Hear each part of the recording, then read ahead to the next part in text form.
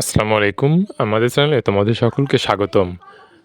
আজ আমি এসএসসি নবম অধ্যায় অর্থাৎ ত্রিকোণমিতির বিভিন্ন বোর্ডে যে এমসিকিউগুলো আসে সেগুলো তোমরা কিভাবে ক্যালকুলেটরের মাধ্যমে সমাধান করবে সেটা ইনশাআল্লাহ দেখাবো।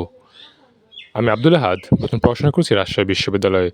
চলো তাহলে দেখে নেওয়া যাক কীভাবে তোমরা ক্যালকুলেটরের সাহায্যেই ত্রিকোণমিতি অধ্যায়ের সকল এমসিকিউ সমাধান করবে। এই প্রশ্নটি সমাধান করার জন্য সর্বপ্রথম আমাদের এক্সের মানটি বের করে নিতে হবে। আর এক্সের মান বের করার নিয়ম হচ্ছে সর্বপ্রথম শিফট, তারপর হচ্ছে ট্যান, এবং তারপর ট্যান এক্সে যে মানটি দেওয়া ছিল সেটি এখানে বসাতে হবে।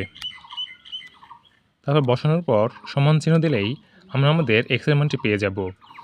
যেহেতু আমাদের প্রশ্নে কজ স্কোয়ার এক্সের মান বের করতে বলা হয়েছে, কাজেই আমরা এখন সর্বপ্রথম এই এক্সের সাহায্যে কজ এক্সের মান বের করতে হবে। কজ এক্সের মান বের করার জন্য শুধুমাত্র এখানে কজ চাপে তারপর সমান চাপ দিলে আমরা কজের মানটি পেয়ে যাব, কজ এক্সের মানটি পেয়ে যাব। এখন আমাদের অবশ্যই স্কোয়ার করতে হবে, কারণ প্রশ্নে কজ স্কোয়ার এক্সের মান চাওয়া হয়েছে। কাজে এখন স্কোয়ার চাপ দিলেই আমরা আমাদের কাঙ্ক্ষিত উত্তরটি পেয়ে যাব। উত্তরটি দশমিকে এসেছে, কিন্তু অপশনে দেওয়া আছে ভগ্নাংশ আকারে, সুতরাং এটিকে আমাদের অবশ্যই ভগ্নাংশ আকারে নিতে হবে। আর ভগ্নাংশ নেওয়ার নিয়ম হচ্ছে সর্বপ্রথম শিফট এবং তারপর a/b/c এটা চাপতে হবে। দেখুন এর চাপার সাথে সাথে আমাদের 4/29 এই সংখ্যাটি দেখাচ্ছে, অর্থাৎ আমাদের উত্তর হবে ঘ নং। একই নিয়মে এই প্রশ্নটি সমাধান করার জন্য সর্বপ্রথম আমাদের থিটার মানটি বের করে নিতে হবে।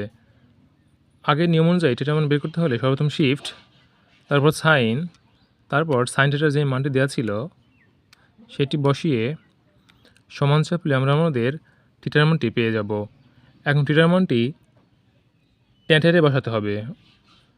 থিটার মানটি ট্যান থিটায় বসানোর জন্য শুধুমাত্র ট্যান চেপে সমান চাপলে আমরা আমাদের কাঙ্ক্ষিত উত্তরটি পেয়ে যাব, অর্থাৎ ট্যান থিটার মান পেয়ে যাব।